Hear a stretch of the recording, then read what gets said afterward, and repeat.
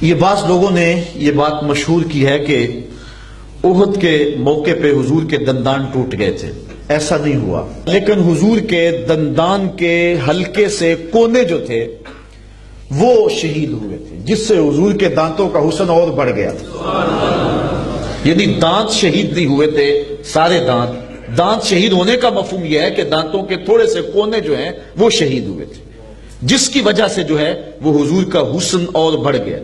اچھا، کافر بڑے خوش ہوئے جب انہیں پتا چلا نا کہ احد میں حضور کے دانت شہید ہو گئے، اور دانتوں سے انہوں نے یہی مفہوم لیا کہ شاید دانت ہی نکل گئے، تو وہ بڑے خوش ہو گئے کہ شاید اب حضور سونے نہ لگے.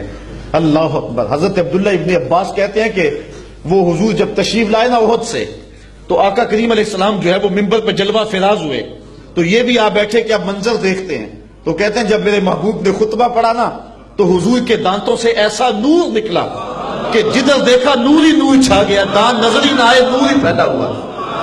اب سنیے حضرت عبداللہ ابن عباس کی بات. کہتے ہیں کان رسول اللہ صلی اللہ علیہ وسلم افلج الثنیتین اذا تکلم رویا کالنور یخرج من بین ثنایاہ.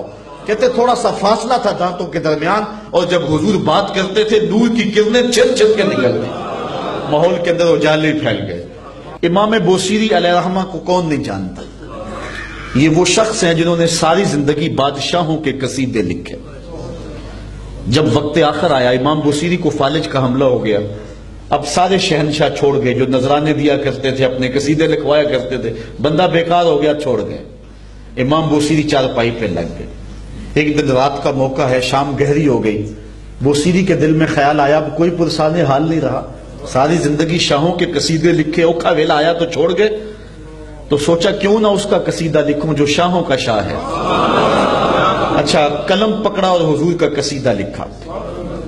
بوصیری قصیدہ لکھ کے سو گئے، مقدر جاگے حضور تشریف لائے، اور آقا کریم نے فرمایا بوصیری جو قصیدہ لکھا سناؤ تو صحیح. امام بوصیری نے رات خواب میں وہ قصیدہ حضور کو سنایا.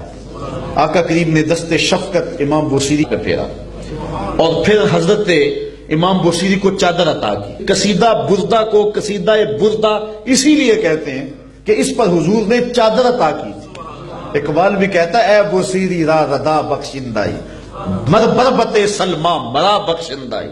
اے بوصیری کو چادر دینے والے میری طرف بھی نظر کرم. اللہ اکبر. اور ایک جگہ اقبال کہتے ہیں اے لوگوں میں تم سے اپنے شعروں کی داد نہیں مانگتا، تم نے مجھے کیا داد دینی ہے شعروں کی، میں اپنے شعروں کی داد گنبد خضرا کے مکین سے مانگی. اللہ اکبر. تو حضور علیہ السلام نے چادر عطا کی. امام بوصیری اٹھے تو دیکھا چادر سراہنے پڑی ہوئی تھی اور پورا بدن سلامت ہے. بس فوراً غسل کیا، وضو تازہ کیا، اور پھر اٹھے اور چادر اپنے کندھوں پہ اڑی اور کہا کہ تہجد کی نماز جا کے مسجد میں پڑھتا ہوں. امام بوصیری بالکل تندرست ہیں. گزر رہے تھے، راستے میں ایک فقیر کھڑا تھا، دیکھ کے بوصیری کو کہنے لگے بوصیری رات والا قصیدہ تو سناؤ. بوصیری نے تجاہل عارفانہ کرتے ہوئے کون سا قصیدہ؟ کہا بھول گئے ہو، یہ چادر کہاں سے آئی ہے؟ جب رات تم نے سنایا تھا میں بھی پاس ہی تھا. امام بوصیری کا یہ قصیدہ پھر مقبول ہوا. مقبول کیوں نہ ہوا؟ حضور نے قبول کیا.